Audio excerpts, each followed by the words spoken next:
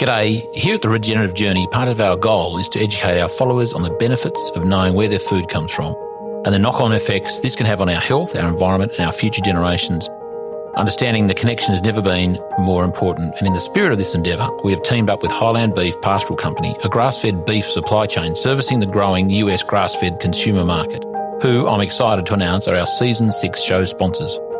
Essentially, this Australian-based business places cattle on their member graziers' properties at no expense to the farmer and provides competitive returns for every kilo of beef produced, allowing their graziers to focus on improving their businesses in a capital-free and risk-free environment. Highland Beef graziers are some of the best grass and animal managers in the country. Livestock are humanely and lovingly cared for while on their farms, and customers are guaranteed a very high-quality, regeneratively managed grass-fed and finished product with full transparency from farm to plate. If you're interested in finding out more about this program, visit hbpastoral.com.au/Charlie Arnott.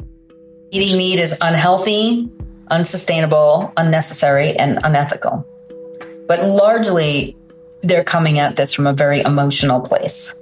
And my pushback is you can't have an intelligent, ethical debate about whether or not we should kill beautiful animals and eat them until you fully understand the nutritional and environmental importance of livestock and what harm it would do to remove it from our food system.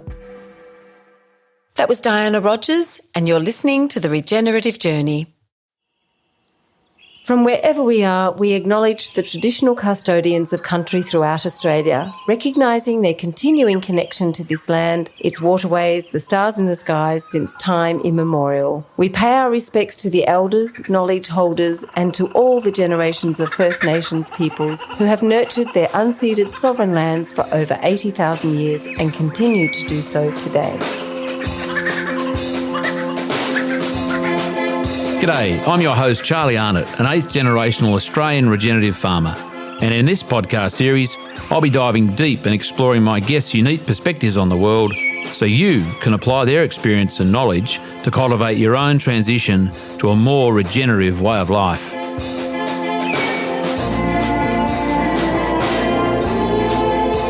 Welcome to The Regenerative Journey with your host, Charlie Arnott.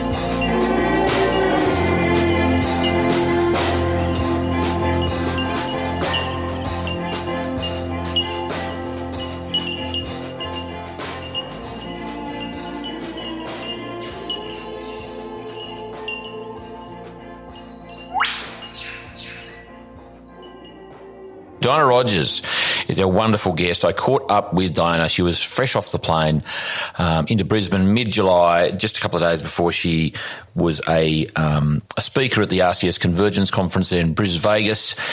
She did have some meetings with MLA during sort of between my interview and that conference, and then she took off on the Monday, so she's only here for about 4 days at the end of a pretty long leg of touring around the world.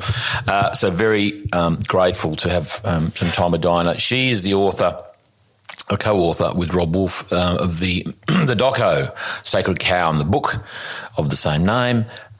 She is a dietitian and nutritionist. I've been following her for some years now, many years, I have to say. It's probably one of her Sustainable Dish podcasts was probably one of the first podcasts I actually used to listen to back in the day when podcasts were becoming a bit of a thing.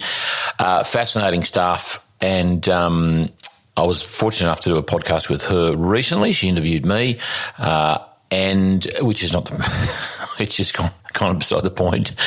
This episode's all about Diana. We traversed many topics. We couldn't avoid the one dear to her heart, at least, and certainly mine, is sort of the whole fake meat debate, where that's headed, what the agendas are behind it. And so actually what I've done, I've actually gone straight, for this intro, I've actually gone straight to Diana. I meant to do a bit of aroma, which I'll do now. I'll just finish with Diana before we hear from her. What was I going to talk about this time? Well, it's we've had a bit of time out. Foot and mouth came up then, and certainly a topic. By the time you hear this, which is probably going to be late September, not sure where that's all going to be up to. It's gone off. It's gone out of the news. It seems to have somewhat been, less newsworthy, but hopefully less of a threat. Cattle prices are reflecting that. They're heading back up again, as is, spring's around the corner. So that's sort of creating a bit of interest in the cattle market again after some, not so much panic buying, but certainly some nervousness in the industry. So, and Stu Austin's been doing a lot of work there with the MLA and keeping everyone informed, which is wonderful. And I'm, pleased just to say that I'm feeling much better about the biosecurity actions, what the government put in place for that period of time. In the last few months, just to sort of reduce the threat. They did a lot of work actually in Indonesia, from what I understand, to try and help them, the Indonesians, get on top of it. And if we can reduce the risk over there, less chance of it getting over here. Because if it did get over here, it would be somewhat of a disaster. Oh, and I was just going to say something. It won't take a minute. It's not very profound, but I just thought it was worth mentioning. It sort of has been coming up in conversation a bit lately, sort of what's next. We've again, by the time you hear this, there might be the next thing. I hope not. But with the whole corona spicy flu debacle, with what I understand, politicians sort of some running, jumping ship, not quite apologising, but kind of admitting that they may not have handled things as well as they could have. I don't think anyone's in the dark about my view of all that bullshit that went on for the last couple of years. Some very interesting stats are coming out about how many people actually died of corona, or like seriously, as opposed to all the comorbidities they might have already had and the ages that they were. A gentle reminder. I like that word actually. Like the school Lily goes to often sends me emails about saying a gentle reminder to do, permissions for excursions or whatever. But a gentle reminder that I think I'm right in saying the average age of those who died, unfortunately died. We're not taking the piss out of anyone, we're not being insensitive about that in any way. Just making a point that the average age of those who died was 86. Which I think the irony was it's actually just a smidge above the average age of death that in Australia had been for some time. So that alone should tell people like just how out of proportion the response of government and health officials was to the pandemic, and I just think it was a total overreach, So it'd be interesting to see. My point being, it's going to be interesting to see what the next thing is, whether there's another so-called health crisis. Monkeypox was in the news there a few weeks ago. Again, you'll be hearing this some weeks down the track, so it may have disappeared altogether.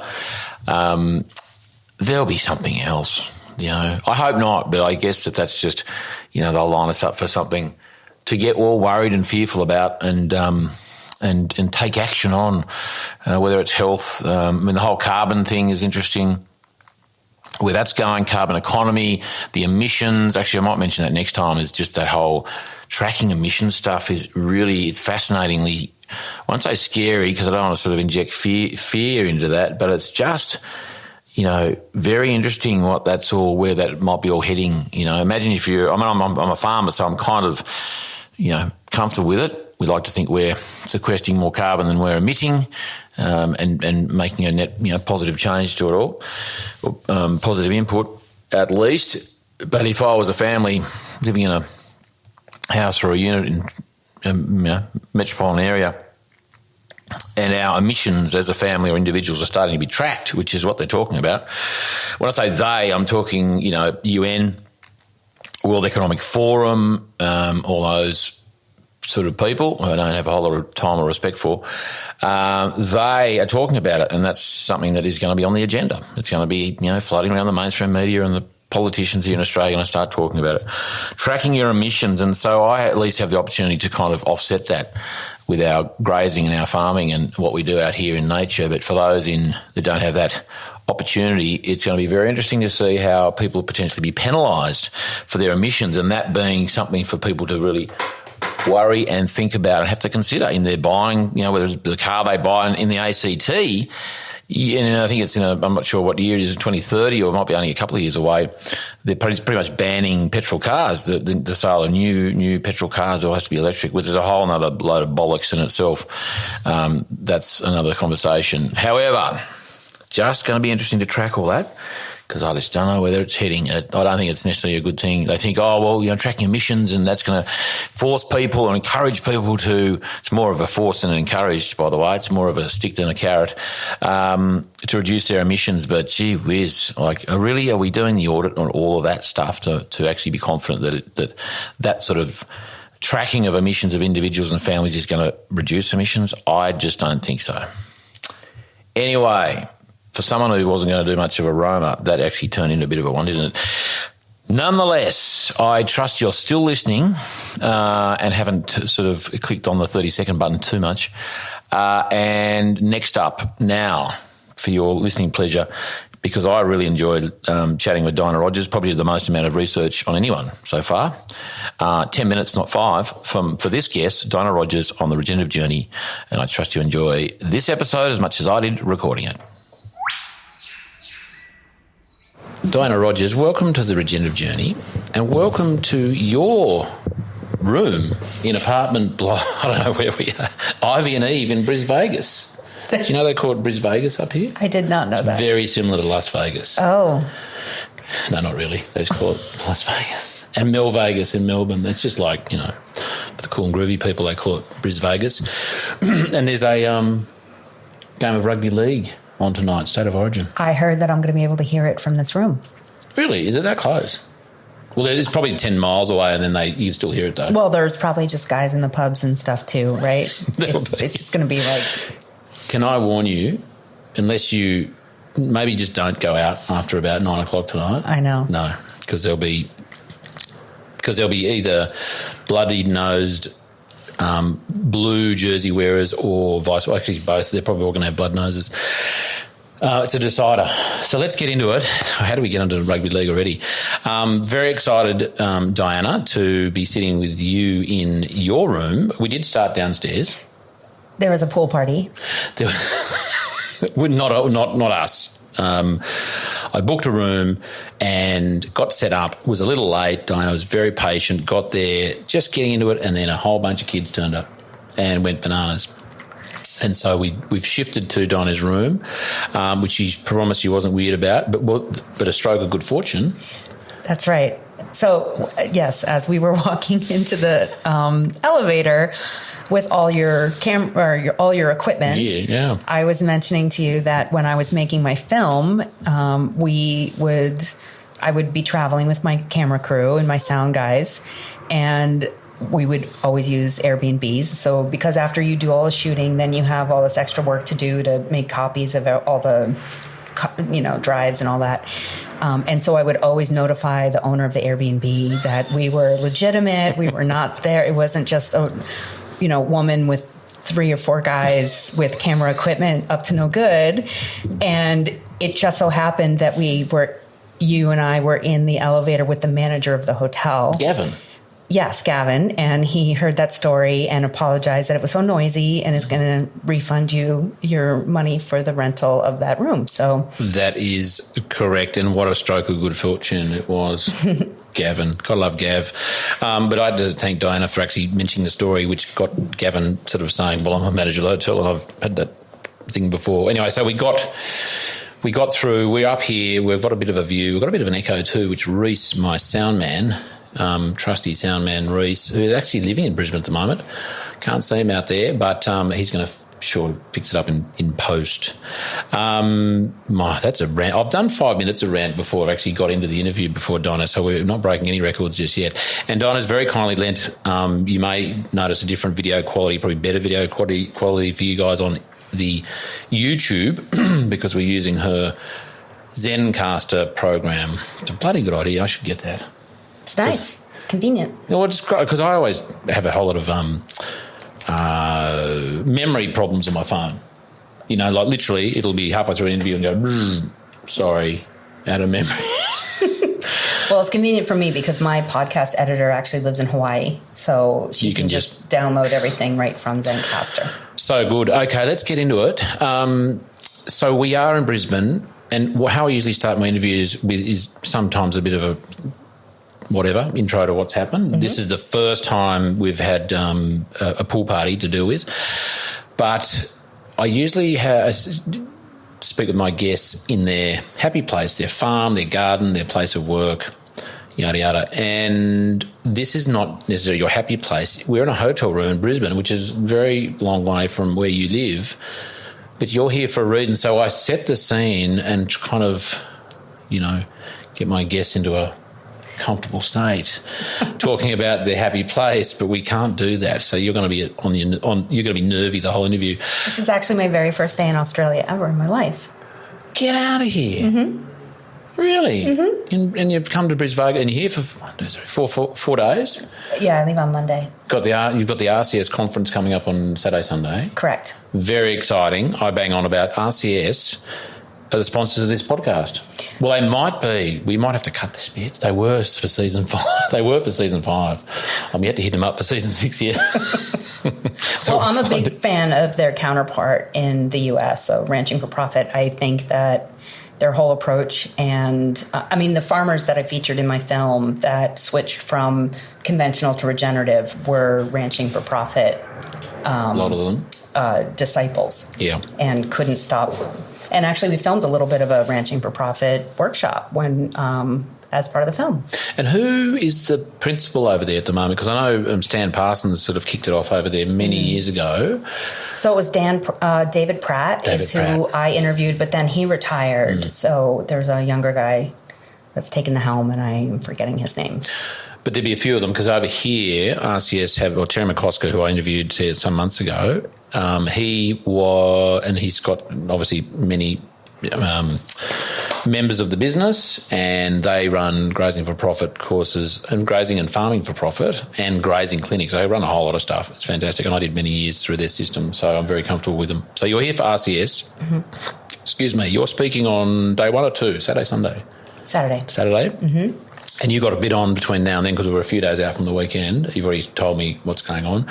And can we say who you're having dinner with tomorrow night? Can we give him a wrap? Oh, sure. I'm having dinner with Dr. Pran Yoganathan, who is a GI doctor in Sydney that I actually met on Instagram.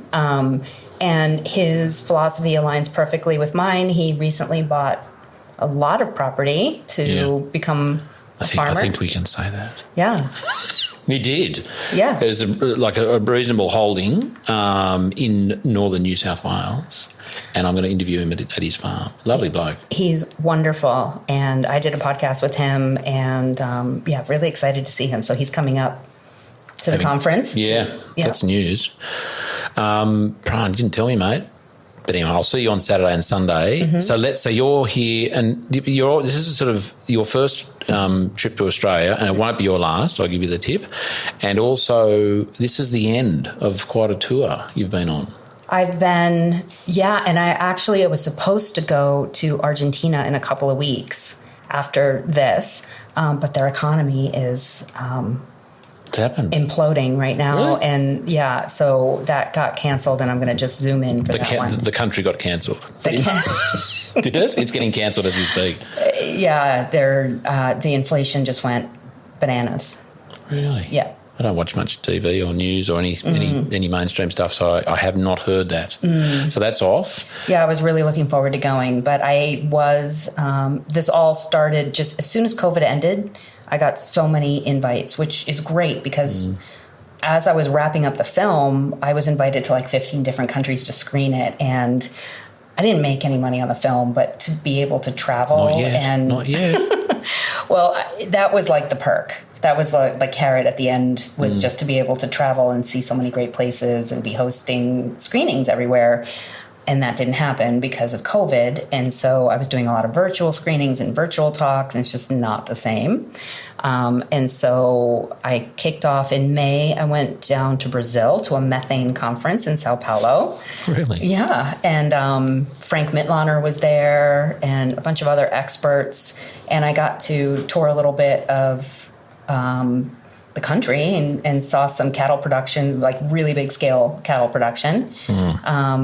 in the state of Sao Paulo, and some really cool research facilities where they're testing different silvopasture methods and different forages on, methane and biodiversity and all that. And then I went to England and did an event. Well, I went to the rewilding project at Knepp Castle, which was very interesting. And then I did a conference in London, and then I went to Patrick Holden's dairy farm in Wales and got to drive around Wales for a little bit afterwards, which was beautiful. It looks a lot like New Zealand, actually. Sir Patrick Holden. He's a sir. Sir Patrick Holden. He's a sir. Yeah. I don't think he gets offended if we don't call him sir. I don't think he's like that. Some people would. He's not. And it was so wonderful. I got to see his whole operation and the cheese that he makes, and we ate some. And I actually stayed in a tiny house on his farm, which was so fun. Beautiful part of the world, Miles. It was like being in Game of Thrones. I was actually rewatching Game of Thrones every evening while I was in Wales, just to really get into it. Did that scare you? Did you not want to go outside in the dark? Otherwise, one of those dead things would come and get you. Well, the funny thing is, there's castles every single direction you look in constantly, and dragon flags everywhere, and gargoyles all over the castles, and it really. It really felt like I was in Game of Thrones. It was really cool. He's a lovely bloke and in a wonderful part of the world. And then you went, where'd you go then? Then I don't even remember. I did a conference in between. I think I was in Kansas in between. Yeah, you went back to the States. Conference. Yeah. And then I went back over to the UK for Groundswell, which is a Regen Ag conference just outside of London, which was mostly focused on arable. No-till, but that was really cool. And I got to see some of the people that I saw on my first trip. And then I was home for 2 weeks, and then I went to New Zealand. So I was in New Zealand for almost 2 weeks and just arrived in Brisbane today. In Brisbane, and you were over there. So my point is that you've been on the road for a lot in the last 2 months. I have. Why? Obviously there was the invitations after the documentary, Sacred Cow, and it came out. Remind me, was it May last year? No, when was it? When did it come out? Was it the year before? All the last 2 years have been a blur. It's been about a year and a half since it's been out. Yeah, right. But really, I think people are just interested in how I approach this whole messy anti-meat narrative. So as a dietitian, I talk about the health benefits of meat and why there's 0 studies directly showing that meat causes cancer or heart disease or diabetes or all the evil things that it's accused of. But then I also talk about the environmental impacts of livestock and when it's raised well, how it can be an environmental benefit. I dive into ethics. So I do a lot of work on my social media. But through my presentations, I really try to pump up farmers. And they're just, as you know, under so much scrutiny right now. And I've really seen this anti-meat narrative play out differently in every country I've been to. So in Brazil, they're largely now going to more feedlot finishing because the cattle live less, so therefore emit less methane. So that's their thing. That's their general idea. Yeah. Is that a valid kind of approach? So they still spend the majority of their life on pasture, right? And there is a lot of crop residue that these cattle can eat when they're on a feedlot that have no other use in our food system. So things like, and depending on where in Brazil you are, it might be sugarcane leftovers from the ethanol industry, or, in the U.S., it's corn stalks from our ethanol industry. So that stuff is going to sit in a pile and emit methane, whether or not it's turned into protein through an animal. So I'm not 100% against that.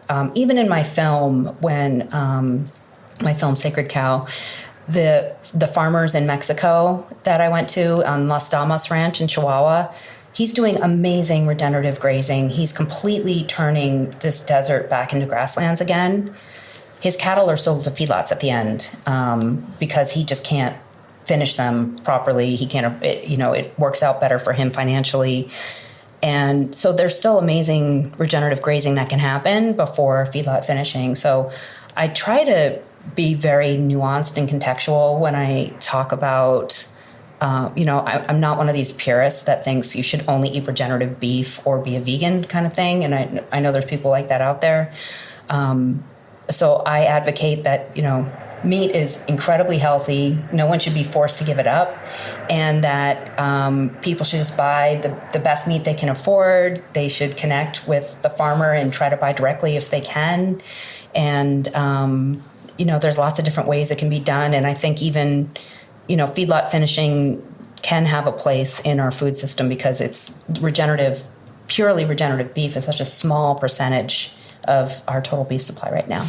It is, as you say, it's more about having meat in the diet, clean meat, let's just say, to keep it simple, than none. There's lots of evidence, and you're a big advocate for having meat in the diet. So, and I tend to agree that, I like to think that, all cattle are going to finish their life on grass before they get consumed by people who appreciate it. That would be lovely. The reality is that given the dynamics, the supply, the demand, where that is in the US, where it is in China, I think 80% of the meat in Australia gets exported.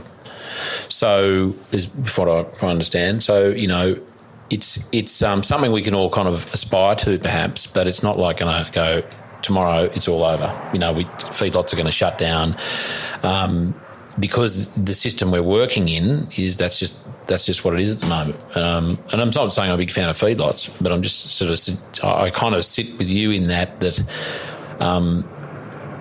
that's just the reality of it. We can kind of, as I said, aspire to changing that, and then creating the demand and getting more directly to a plate and that those animals finished on grass. A lot of people argue you can't finish animals on grass on the coast of Australia. They've got to they're supplemented on farm or they go somewhere else. So I want to get back to all that because that's a lot of, and I'll make the point, you're not just about meat either. You're a nutritionist, you know a whole lot of other stuff about food. Mm-hmm. I was watching an interview. I never liked Kanye West. I saw him at a concert years ago, and I just thought, what a tool. However, I saw an interview with him, David Letterman, the other day. Oh, really? Oh, it changed my whole. He's a bison farmer, David Letterman. Is he? Mm-hmm. Good on him. Mm-hmm. He's a big, lanky guy, isn't he? Yeah, up in Montana. Good on him. He looks like a bit of a bison, that big beard he's got on him now. I'm trying to look like him.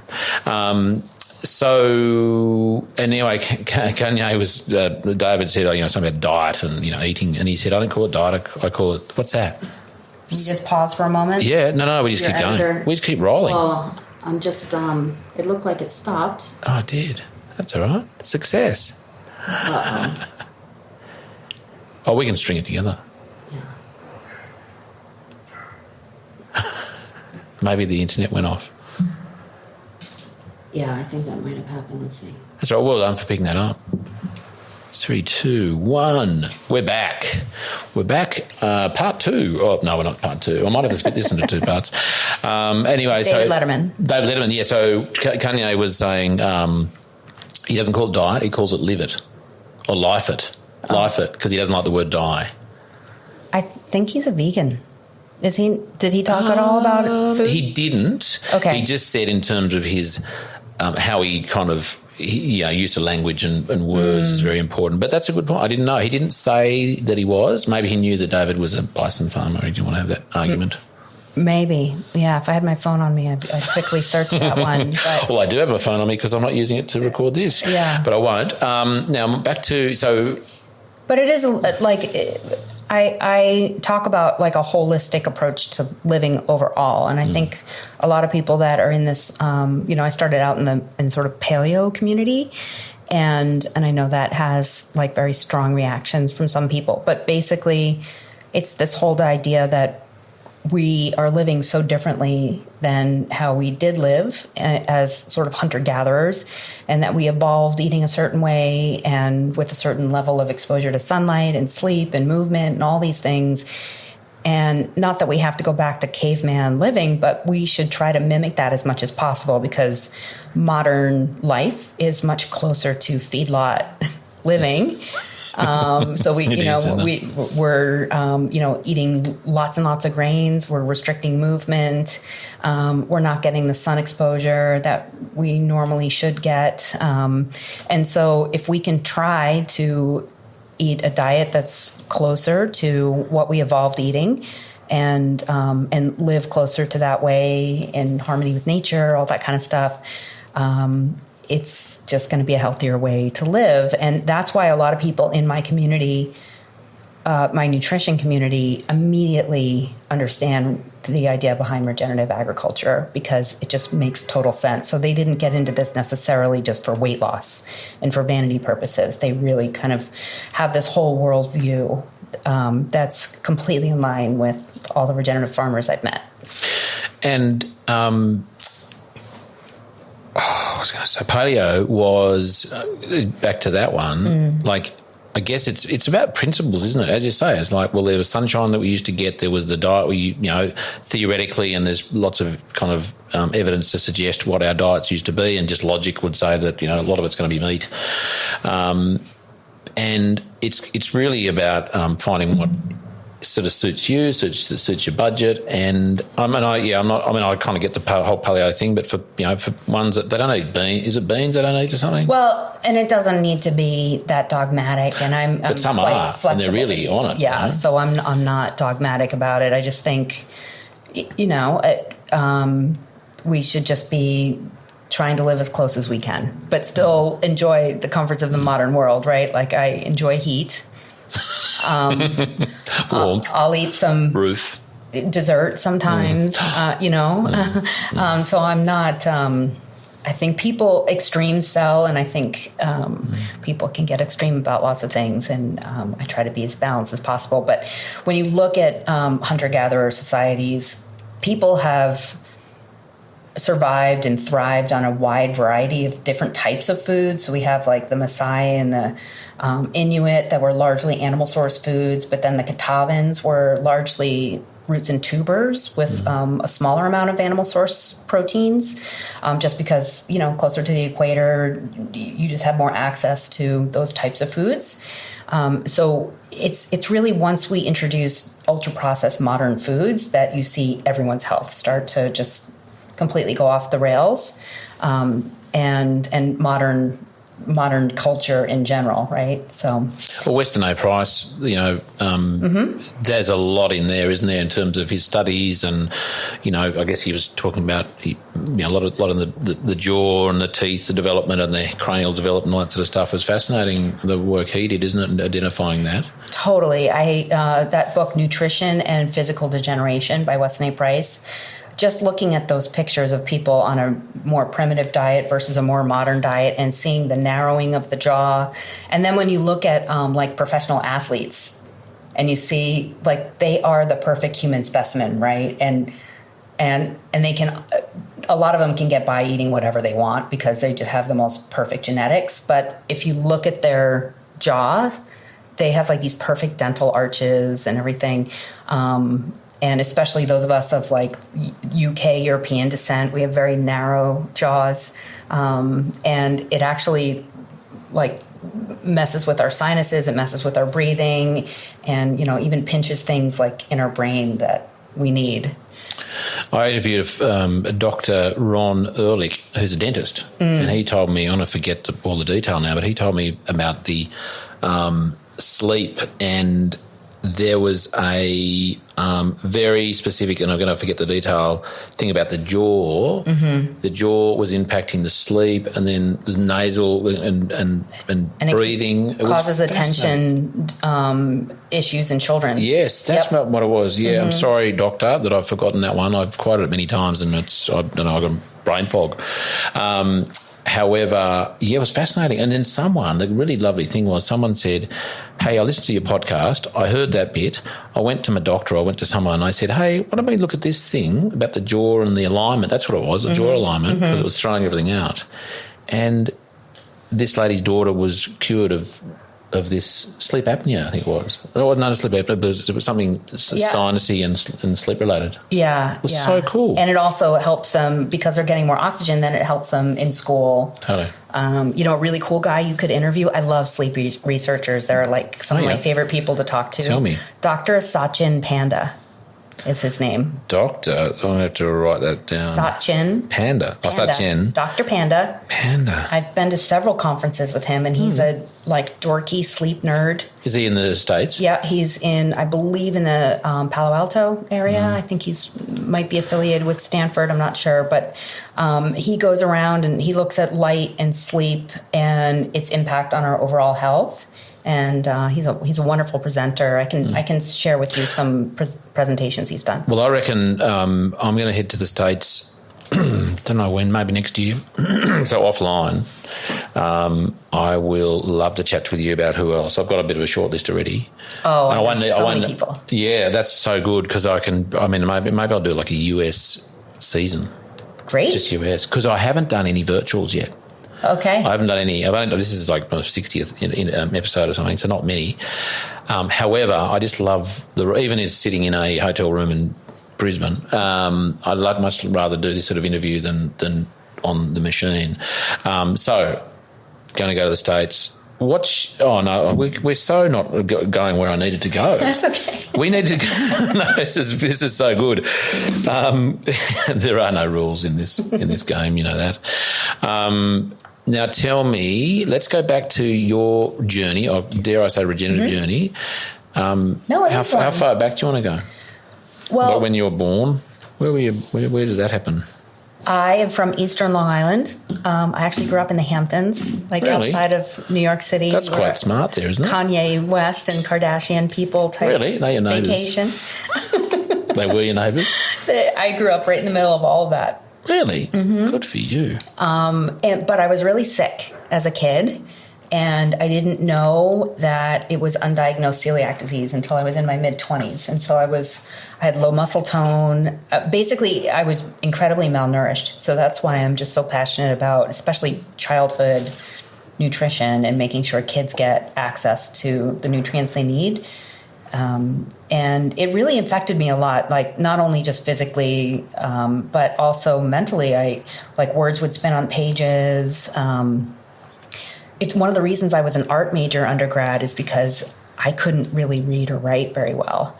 And so I got through all of high school without actually reading a book. I would just make really cool paintings of what I thought the book was about, and I was so good at that they just kind of let me. But tests and rote learning information. I mean, I had basic. Yeah, but you weren't a bookworm. I was not. I was a very outside kind of kid. In fact, there was one of my siblings was really bookish, and I was convinced that I didn't actually belong in my family because I was so different from the rest of them. You're an outlier. I just wanted to be outside, covered in dirt all the time. So were you when you were a kid? In the Hamptons, is that country, or was there access to? Yeah, lots of beaches, and my dad would take. My favorite memory actually is my dad would take me clamming. And there'd be a bunch of kids, and the dads would go off with clamming, digging for clams, and we would play basically Lord of the Flies or Star Wars on the beach, and just build a big fire, and we would be just left alone for hours and hours and hours and hours on the beach. And funny enough, my bookworm brother, it was his worst memory as a kid because he was white skin, fair, red hair, and just would burn, and the insects would get him, and he just wanted to be inside. But for me, that was my really happy place. So is he what was in Lord of the Flies? Piggy? What was the guy that got? Was it Piggy? I don't remember. In Lord of the Flies, and they had the conch. I still say that. When it says, "I've got the conch," shut up, my turn. Anyway, after college, I got a job. I was working for National Public Radio in the States. So I had a new health insurance company, and I had a new doctor that I went and had a physical with. And she spent an extra long time with me, just asking me a lot of questions that no other doctor had really asked. And I'm just going to adjust that so we can see your beautiful face. So it'll be better than... Come over this way a little bit more. Okay. So I'm just I should have done that the first time, shouldn't I? There we are. Good. And so she said, how's your digestion? And I was like, oh, it's probably just nerves. It's never quite right. And she tested me, and I was positive for celiac disease. And Age what? 26. Really? So you did 26 years of chowing down on pizza and pasta? I was eating gluten breakfast, lunch, and dinner. But then what happened was I went to a dietitian in Boston who was an expert in celiac disease. And she just gave me a bunch of coupons for gluten-free bread and gluten-free pizza and gluten-free brownies and all these things. So I just went from like my kind of low-fat, largely vegetarian, although I did eat some meat, high-carb kind of bread-ish diet to a gluten-free version of that. So I just had like gluten-free toast for breakfast, gluten-free sandwiches for lunch, gluten-free pasta for dinner, maybe a gluten-free beer, and a gluten-free cookie. And so my gut problems were largely fixed, although they were still kind of bothering me. But my blood sugar was just on this roller coaster, and I did not know what was going on. And I kept going to doctors demanding that they test me for diabetes because I thought, like, there's something wrong. I shouldn't have to eat every 15 minutes, basically. And if lunch was delayed, I'd start, like, sweating, and I'd have tunnel vision. I mean, I was just really a mess. And so it wasn't until I read this book called The Paleo Solution by Rob Wolf, who is now Robert, yes. Yeah, who was now my co-author with Sacred Cow and probably my best friend. So it wasn't until I read that book that it really all sunk in that, maybe I shouldn't be eating this much processed food and I should just be focusing largely on meat and vegetables. So I thought it was a crazy, crazy, crazy idea, but I decided why not. And so, like, what's 30 days, right? Worst case, I go 30 days without some gluten-free pasta, which isn't really that great anyway. And it changed my world. Like, I went from like Alice in Wonderland or Dorothy, whatever, Oz, black and white to color. It really just shifted everything for me. So that was in my early 30s. And that's when I decided to go back to school to become a dietitian, to change my career and try to make sure other people didn't totally feel terrible like I did all the time. So essentially you took out the processed stodge, which was like, might as well have been gluten because it probably wasn't doing you much good anyway. Lots of sugar, lots of preservatives, lots of other gump in there. And kept it simple. Yeah. Yep. And you were eating, as Michael Pollan says, eat what your grandmother would recognise. Your great-grandmother. Yeah. So paleo is a little bit deeper than that, like my great. So you went quite paleo then in this? In the early days, yeah, I went. You were trying to impress Rob with your dedication. Yeah. So, I mean, still, like, breakfast is largely eggs, maybe some ham or some leftover steak from the night before. Lunch might be a big salad with some fish, but like a pretty large serving of protein with that, maybe some avocado or a little cheese. And then dinner is largely, a pretty hefty serving of animal protein, and then vegetables, maybe a little potato. And if I'm out, I'll have a drink or, sometimes a few bites of someone's dessert or something. So I'm not zealot about it at all, but I feel so much better when I really stick within, like, the zip code, or I don't know how you would call it, but like the general vicinity of a largely paleo type diet. And not everybody has to eat that way. I don't think everybody has to eat that way, but I think most people largely feel way better when they eat that way. And certainly for people with an autoimmune disease like celiac, or even with a lot of other autoimmune diseases, it really helps you manage the autoimmune disease much better.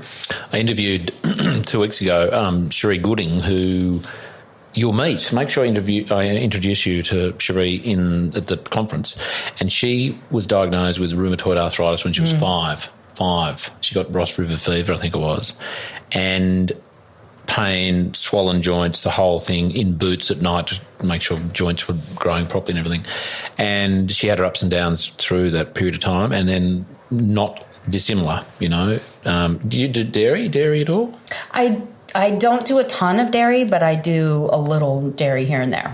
Yeah. So she's off dairy, off gluten, just watches like a hawk everything she eats, but still enjoys food.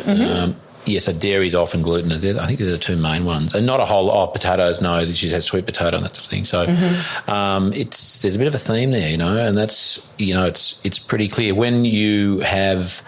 You don't need to give me all the detail, but when you have a bit of gluten accidentally or something, what happens? Not good? Well, it's like seafood poisoning, if you can imagine that. So pretty bad. Yeah, wow. But then I also have these pretty intense, and actually Rob Wolf has a pretty similar reaction to me. So I get this really weird neurological thing going on where my brain feels like it's full of cotton balls, and I can't work, and I can't think. Like I can't make everything. Yeah, really bad though. Wow. Can we bring that forward a bit? You reckon? Yeah. Can I? Yeah. Just you maybe it's your bit of tech there. That's better. Let's do that. That's okay. So you did the training. You did went back to school basically, and I guess you had to read some books then. Yeah, so because you could, and it's funny. Yeah, so I never really had to study undergrad. Art majors don't really do a whole lot of tests and things like that. But I not only studied and did well, but I got an A in every single course because I had to. Well, one, I was highly motivated and interested, and it was my own money that I was paying. But also, it's very competitive to get an internship. So dietitians have to go through all the coursework, and then you have to get these internships. And there's not enough internships in the U.S. for dietetic candidates. So a lot of people will study, and then they'll never even become a dietitian because they can't get into an internship. And so I was highly motivated. So I got an A in everything, like biochemistry. God, biochem, that's tough. It was really hard. But a lot of the information is very outdated or just flat out wrong. And so I just kind of had to just tick the boxes. And a lot of people will think, well, dietitians just have to say whatever they learned. And that's not true. So as long as I have evidence to show that what I'm saying is correct, like meat does not cause cancer. It does not cause cancer. And I have proof that, well, there is no proof. So I can say things like butter is not going to kill you. Butter is yummy. Butter is delicious. It's a real food. But a lot of people are discouraged by the education dietitians get, and they'll not do the coursework. But, it really lets you work more closely with doctors and can really get your foot in the door to help a lot of people. Well, I guess that's the thing, isn't it? It's like you need the credentials to then, as you say, help people and actually make a difference in the world, and I'm sure there's lots to do the course and kind of just learn and kind of regurgitate that kind of a way of thinking. Is that fair to say? I've always been interested in nutrition, even before I was diagnosed with celiac, because I knew something was making me sick and I thought it was food related, but I wasn't sure. There was actually one year that I wrote down every single thing I ate and how it made me feel, because I was trying to figure out what was wrong with me. But I'm glad I didn't do it right out of the gate when I was super young, because I would have. It's really hard to unlearn things. So I was already sort of woke to ancestral eating when I became a dietitian. So you could kind of not filter, but you could kind of, that's your reference point. I was skeptical. Yeah, of okay. Everything. That's very. Well, I guess that was a good way to do it, wasn't it? Yeah, and I had friends that would help me. One chemist at Harvard, in particular, that would send me the right papers or explain the difference between folate and folic acid to me. So when the professors were saying we need to, get our folic acid, it's really folate that we need. So, basically in every case where there's a nutrient in animal source foods versus plant source foods, our bodies need the animal source one. Because we can't make it ourselves, and we can't convert, or we can't from the plant-based kind of stuff. So some people can do it better than others, and there's genetic reasons why. But like, for example, vitamin A is retinol. That's the form we use it in. In sweet potatoes, it's beta carotene, which some people can make the conversion to retinol easily, but about half of all people can't. Really? So that's why, like, some people might do better eliminating animals than others. I see. Okay. Where was I going with that one there? I was going to try and steer towards... farming? Yeah, I was, but... Because there's so much to talk about, that's the thing. You know, look at these little questions here.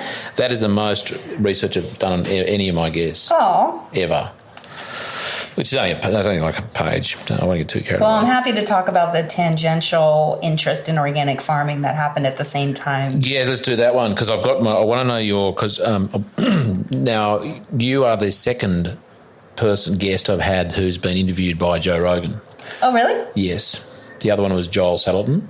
Oh. Who was my first or second interview ever a couple of years ago. Was it 2 years ago now? So, yeah, a bit over 2 years ago. Or 3, I can't remember. So why was I talking about him? Because I was listening to that the other day, and the whole regenerative farming, like, definition are kind of, there are those, I guess, zealots, and there was those who are kind of, and a lot of people go, what's the difference between biodynamics and regenerative farming, or permaculture and regenerative farming? And it's like, for me, it's kind of all the same thing, just a different way of saying it and different layers and whatever. But what's your definition of, not strictly, but like, what's your kind of the way you see regenerative farming having... No, I'm glad you asked that. Yeah. Because people were asking me that in New Zealand, and I guess everyone's trying to figure out, are they certified and what does it mean? And there's a lot of zealots, right? And I think the older you get, the more context and nuance and kind of like laid back you are, and you can kind of just see the big picture and realize it's just not a big deal. Like, we should be farming in a way that improves the environment, period, right? And so the organic farmers in the 70s, the original Back to the Land guys in the US, or UK or wherever, that was their intention, right? And then it kind of got co-opted, whatever. And then the word sustainable came into practice, and I use the word sustainable dish, and people criticize me because sustainable is outdated, and that means status quo, and no, the new word is regenerative, and so I don't know what I'm talking about. And I'm like, well, yeah, regenerative dish doesn't sound as good as sustainable dish. And which is your podcast, which you've been doing for how many years now? Oh, I don't even know. Yeah, long time. Yeah. Yours is one of the first podcasts I listened to, actually. When podcasts started being a thing, it was like, it was years ago now. So you were getting, so there was like, what do you, I just think, like, we should just be leaving things better than how we found them, and be aware that humans can be incredibly destructive, or we can leave the world better. And so why not, with our short time here, do good? And so farming should do good. Food production should do good, but it should also be financially sustainable for the farmer, and it should work for their family dynamics. And I mean, that's what I love about Ranching for Profit, is they really kind of help the farmers not only be environmentally sustainable, but also make it work for them, so that it's like a viable business, because you can't have a sustainable regenerative farm if it's not also financially successful. Oh, and the people need to be happy. There's a big people need to have a good quality of life, and exactly. And having lived on farms for a very long time, I know how much work it is, and how bad your quality of life can be, because farmers work all the time. So it all has to work. It can't just be like sequestering carbon. So what more on the sort of, I guess that's a good demarcation between sustainable and regenerative, or not really that, but, I think it's great that you're not, you're comfortable with that, because there are some who go, they're actually on both ends of the spectrum. They're going, no, it's not sustainable, it's regenerative. And then there are those who really get upset with the use of the word regenerative because it's being overused. And, people say, I'm not regenerative, but I'm, biodynamic or whatever. All sorts of other things. Yeah, it's really, it's not getting divisive, but it's kind of, there's dogma around that, isn't there? Yeah, and it's like life is short, and I'm just happy to be here, and I'm happy to know cool food producers that are making the land healthier, and that's cool if they want to be biodynamic or whatever they want to call it. That's great, but livestock should be part of it for sure. There is no animal-less ecosystem in the world, and so there just needs to be that interaction between animals moving and plant growth, basically. Can we talk about that? What is, because you're known, Allah, the sacred cow, and what you're sort of, I guess, a lot of what you're focusing on over the last couple of months in your appearances at different conferences is your sort of your advocacy on eating meat and its importance in diet and balance and that sort of thing. What's the vegan elevator pitch that you hear? Like, keep it brief because it could be a 12-hour conversation. What is the main, let's say, arguments, because it often is an argument, that... I've gotten it pretty down. Yeah, I would have thought. Oh, yeah. So hit it with me. Yeah. Hit it. Eating meat is unhealthy, unsustainable, unnecessary, and unethical. But largely, they're coming at this from a very emotional place. And my pushback is you can't have an intelligent, ethical debate about whether or not we should kill beautiful animals and eat them until you fully understand the nutritional and environmental importance of livestock and what harm it would do to remove it from our food system, both ethically when you're talking about at-risk people that need those nutrients and how kind of elitist it is to be running around telling everyone that they shouldn't eat meat because you're uncomfortable with beautiful cattle dying for people to eat them. But also their impact on the environment and how, my biggest door opener with anti-meat people is often just, if we remove livestock, 60% of our agricultural land would not be able to be used. Because they don't get that. They don't even know. They just think we can start growing GMO soy on rangelands. Yeah. And maybe in Australia, people, because so much of your land is not arable, maybe people get that a little bit more. But in the U.S., you fly over the U.S., you look down, it's just squares and circles. And you just, we have that big bread basket that was created by bison. And that's the reason it's so fertile. But people just think, farmers have been growing kale for millions of years, and that's why we have such amazing fertile land in the middle of the country. Well, isn't that I often quote, say I'm going back 300 years before there was, invasion or whatever you want to call it, there was colonisation. There was 200 million bison running around North America.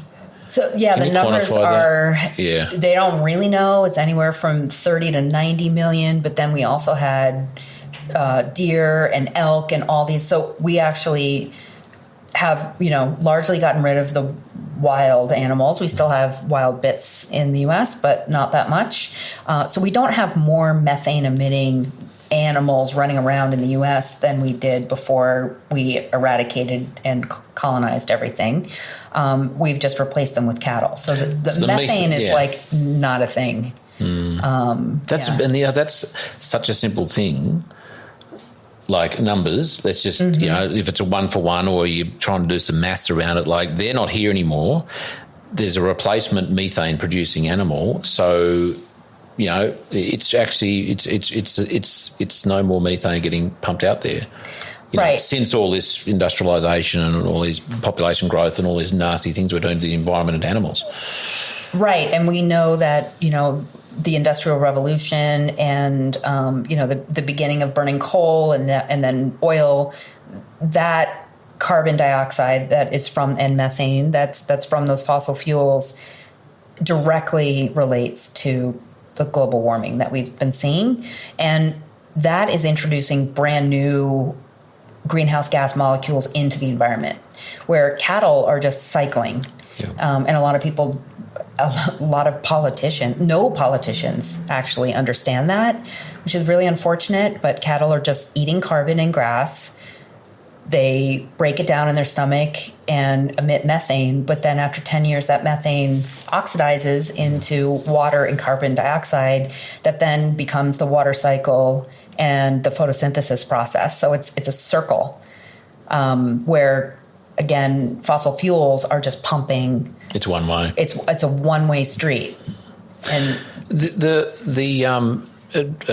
Walter Yenna, who is, I think he's coming this weekend, isn't he? I think so. Have you met Walter? Mm-mm. Oh, he's fantastic. He's got this great yarn. I've got a video somewhere, and I often quote that the methanobacter, there's bacteria that sort of exist in the atmosphere above, in grazing in grasslands that are sort of active and functioning, that gobble up a lot of the methane anyway.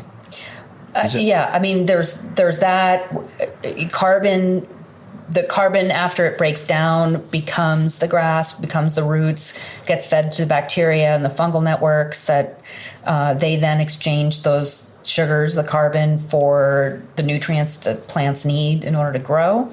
And so up to 40% of that can get sequestered, but then we also you can build new soil on top of it. So soils can never truly be saturated because you can just keep on building new soil. So again, no politicians are getting this. And this gets back to what I mentioned that's going on in Brazil. So, we've got more feedlot finishing happening there. But then in Ireland, over 1 million head of cattle are now on the chopping block and likely to go out of commission. There's a policy on the table that I don't know if it's truly in place yet, but that they're talking about it. And the reality of that is that demand for animal source foods is not going to go down. It just means that more business is going to go to Australia, New Zealand, and Brazil, and we're just going to see more Irish farmers out of work, right? And then in Wales, we've got people buying up useful farmland for carbon credits and taking it completely out of food production. And then also the planting of trees. We see that in Wales and in New Zealand. So taking really good pasture land, planting pine trees, and taking that out of food production to offset the methane from cattle. And I was sitting there in New Zealand at these conferences just saying, I can't believe this is happening, and you need to stop this. Absolutely stop it. Because it's terminal, isn't it? A tree will sequester carbon to a point, and then there's carbon in the timber. But then there's some cycling that continues. But it's not as though the life of the tree, it continues cycling a decent amount of carbon. And all the soil, it's often, detrimentally affecting, especially it's radiated pine in monoculture. It's a total monoculture. It's closed canopy, so no grazing can happen. I mean, at least if you're gonna plant native trees that grazing can happen, which they've actually, when I was at some of these places in Sao Paulo state that were these test sites, they found that there was actually more biodiversity and activity in the soil in the silvopasture than in straight pasture or in rainforest in Brazil. So that action of, and also it gives the cattle shade, it's an awesome thing. But we just have to be planting the right trees, and we need to be giving some space around them. And I mean, unfortunately, these farmers in New Zealand, they don't even have support you got to protect the trees, right? It's easier for them to just fence it off, plant all the trees, take that land out of production, and check that box because they're strapped for time and labor. And so it's a mess. And what frustrates me somewhat is a lot of people talking about reducing emissions, whether it's cars in the street. I mean, that's a whole other thing I've been banging on for the last couple of months is electric cars. Don't get that. Rare earth metals, that's a whole other bag. And they're not using leather, which is because to be more sustainable, so when that's more the ethical. only sustainable piece of a car is the leather. So they're going to. I mean, where's the fake leather come from and all the plastics? Well, it comes from fossil fuels. Right. And then where do the electric cars get charged from? I mean, that's power Coal. coming from somewhere else. Like, I can't believe it. Anyway, that's a whole other thing. But so many people are talking about the reducing emissions. In an urban situation, agriculture, and that has its merit, right? If it's sort of done thing. I'm going to start with wind farms and a lot of that sort of stuff. That's another thing. But what these very outspoken activists, people who are smart, obviously got the time and the wherewithal to be very loud and proud about reducing emissions, good for them most of the time, unless they're banging on about electric cars, is what about missing the whole other part of it, isn't it? But there's a whole part of the let's address this so-called problem. Agriculture is like, no, too touchy. I've got too many followers that are vegan, or I've got too many. That's just too hard. I can't understand it. It's like, no, it's actually pretty simple. Right. So not only do I go around kind of helping farmers just be able to better articulate, the benefits that they're doing, but I go to health conferences and I help nutrition people, influencers, understand the environmental piece, because they need to be defending meat and they are nervous because they can't articulate, or they just don't want to get involved. And honestly, there's not a lot of money in promoting nutrient dense food. There's not. Yeah. Well, I guess it's so unmanufactured that there's not, the other processed stuff, there's lots of hands and there's lots of opportunities for people to make money from that. Right, which, so then we could talk about, well, who's really driving this anti-meat narrative? Should we talk about that? Or we talk about farming? No, I'm no farming. It's all related, so let's do that. Narrative, agendas, who's doing it? Right. Who are these people? Companies like Beyond Meat and Impossible Foods. Do I have to draw those shutters so we don't get shot? There's not a sniper over there ready just to... I know, we have a lovely sunset right now. It is nice, actually. Yeah, I should have mentioned that. You don't get it. It's kind of shining on the windows of the building. It is. I can't quite hear the roar of the Colosseum that is State of Origin just yet. I'm not sure what time it kicks off. Yes, who is it? Who are these people? What's driving all this kind of stuff? Well, I'll talk about it a lot in the not a lot, a little bit in the presentation that I'm giving at RCS. But there's a lot of money to be made in ultra processed fake meat foods, and they have this built-in guerrilla marketing militia of people who are ethically opposed to eating meat. And actually, the CEO of Impossible Foods, Pat Brown, has said that he wants to eliminate all livestock production. And they have no worries about what this would do on rural economies, on the nutrition status. Beyond Meat just got accused of lying about their protein content. They can't even come close on nutrition, right? They can't. And I read somewhere the other day, someone was banging about glyphosate has been found in quite a few of the similar kind of, Impossible burgers or whatever they're called. Yeah, and that's why I think there's this I call it carbon tunnel vision, where they can't win on water cycles, on biodiversity, on overall ecosystem function, on rural communities, on workers' rights, anything like that. They can win on carbon emissions if you just look at emissions instead of carbon cycling. And so that's why the world is overly focused right now, and all these governments are having this knee-jerk, we have to reduce carbon emissions. It is 100% driven by these ultra-processed food companies that are making a lot of money on the stock market. Not really. Their sales are not meeting projections, but there's a lot of investment right now, and it is they've been calling it the $1 billion prize. If we can just pin meat as evil. The villain. Yeah. They can get it up the line. So that's where it's coming from. But, in my book, I go into the origins of this anti-meat narrative, and it has some religious origins. It's got some animal rights origins. There's a whole fear of death and not admitting that you can't have life without death. And we're really disconnected right now from food production and from death overall. Like, I know only about 30% of Americans have a will. We don't want to think about it. We don't want to talk about it. But everybody is somebody's lunch, basically. That's a children's book that I saw on Amazon. What's it called? Everybody's somebody's lunch. I saw a great meme today. I can't think of it. John Schultz might have sent it to me, and it said, "Plants are actually farming us, and supplying oxygen until we die, and then they're just going to consume us." Fungus too. Yeah, that's right. It was fantastic. Looking for more information to assist your regenerative journey?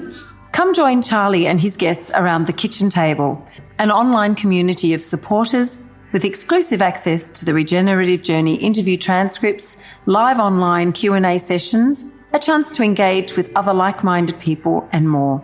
Go to www.charliearnott.com.au/the kitchen table.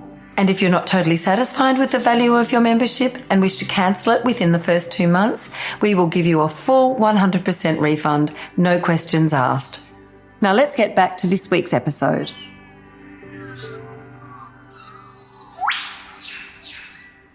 I was going to ask you about the narrative there. That'll come back to me, but I do want to, I guess, for those who are, I try not to debate, argue any of this, because it's just reasonably. I remember what it was. I'm going to go back to that one. What sort of tips have you got for if someone wants to kind of step into a scenario?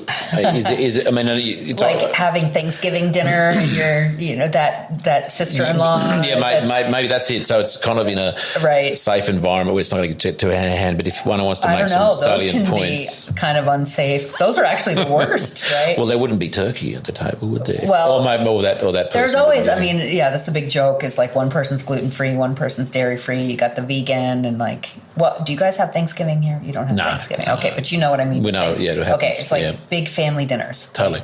Yeah. Okay, Christmas, right? Well, I try not to engage.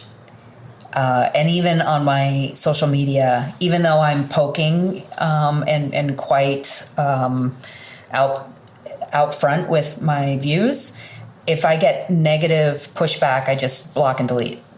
So there's no point. So I don't walk around with ask me about meat t-shirt on, although I've thought about making some. But I love meat, change my mind. I have some vegan friends, and I respect that, there's certain meats I feel weird about eating. So like guinea pig, I would have a hard time. Dog. Yeah, I think I would have a hard time eating a dog. So I get that people, for whatever reason, don't want to eat animal foods. What my problem is telling other people that they shouldn't. And so, like, in the U.S., in New York City, we have vegan Fridays and meatless Mondays. I was going to ask you about that, actually. So that's my problem. And it's not just, what's the big deal with giving the kids a salad on Fridays and Mondays, right? Because that's, some people think, oh my gosh, why are you so radical? Why can't you just, they don't have to eat meat every single meal. But 70% of these kids are low income, 10% are homeless. And so they're coming from food insecure homes, and lunch might be the only or the best meal they get all day. And we know that kids need the iron, the protein, and the B12 that meat has. Mm. And the only study we have on meat versus less meat was done on kids. It was done in Kenya. And there was one group that got a meat snack at school, one group that got just extra calories, and then one group got milk, and then there was a control group that didn't get any snack. And the meat group did the best on test scores, academics, behavior, and physically. So we know that including meat for the meals of kids, especially for nutritionally at-risk kids, is a good thing. But we've got the mayor of New York virtue signaling, saying that, you know, he cured, I don't know if he was like diabetic or something, but he claims he's a vegan, even though he's not really a vegan. But he says he's been seen eating things. Yeah, he's been seen eating slipping into a bit of salmon or something. Yes. And I just think it's really a privilege to be able to push away nutritious food that you shouldn't be pushing. And especially when you look at the typical foods kids eat, right? Like sandwiches, burgers, chicken nuggets, mac and cheese. Like telling kids that meat is bad, what are they going to do? They're not going to go get like a $15 kale, chickpea, hemp seed acai bowl or whatever. They're just going to like get some hash browns or go to Subway and get a sandwich without meat in it. Yeah. Right. And they have Meatless Mondays campaign has a propaganda posters that you can download from their website saying, you know, livestock is worse than all of transportation for greenhouse gases. Which is bollocks. That's wrong. It's a lie. That you'll save your kidneys if you just don't eat meat, which is also, there's never been any evidence to show eating meat causes kidney disease. But these things are up in the schools all the time. And so I just think it's wrong to like virtue signal that to children. So what's behind he's saying that he's vegan and he was probably, you know, cured from something or other because he ate plants. I mean, is there he's in a position of power. I mean, he's on the take. Is he? Was he? What's? I mean, you may not know that personally, but in terms of the motivation for people to run with that story, I mean, is that? Are they getting paid to do that? No, I think I want to think that he really does think he's doing a good thing. But he's just not reading. He's just not informed.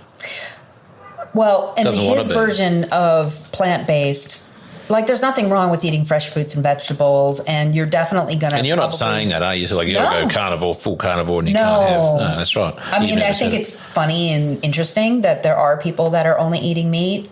I don't advocate that everyone go carnivore. I think it's fascinating that these people aren't getting scurvy and they're curing things, and you know, I don't judge them. That's cool that it works for them. But I also think eating fruits and vegetables is generally a good thing. We probably eat a little too much fruit. It should stick more to the leafy vegetables. But he probably just cut down on junk food and alcohol, which is what most people do when they go vegan. They eliminate not only meat, but they take out sugar, processed foods, and alcohol. They probably start exercising a little bit more. They join a community, which we know is a good thing. So it's not all these the other meat. things. Yeah. Yeah. They like to just pin it and go, there you go. Aaron McKenzie, who I interviewed a couple of years ago, it might have been last year, he's a fitness machine in Sydney. He spent 9 months and he ate one steer, everything. That was all he ate for 9 months, and a couple of sheep. And he'd chop it up and he'd put it in, freeze it, and he'd sort of pull enough out for 3 days, and he had all the fifth quarter, you know, the internals, and he had everything.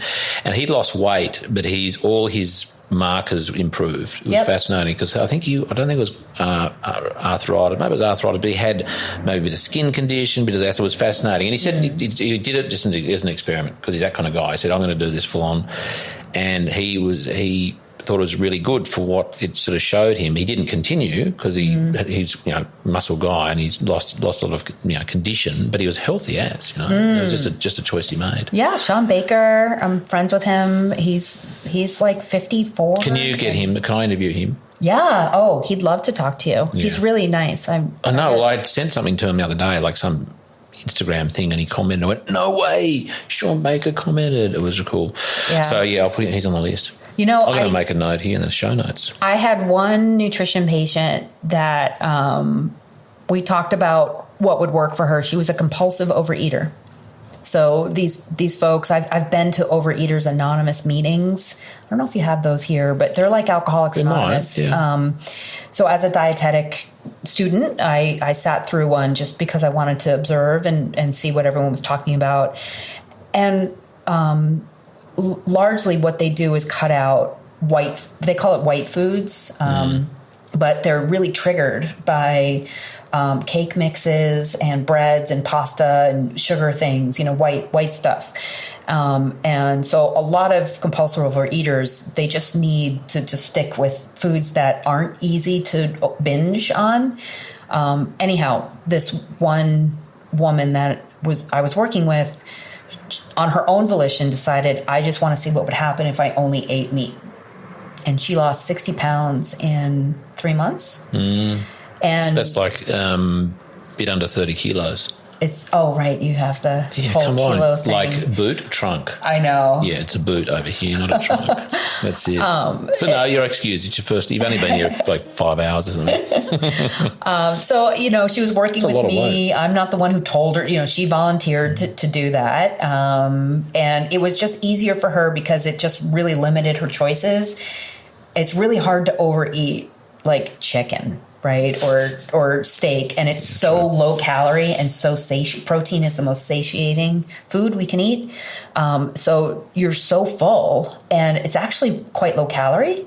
And so even with other folks that are having problems not feeling full, just upping their protein intake a little bit, especially from meat because it has so much nutrition in it, will make them feel fuller longer. So especially for women my age, 25? Right. Yeah.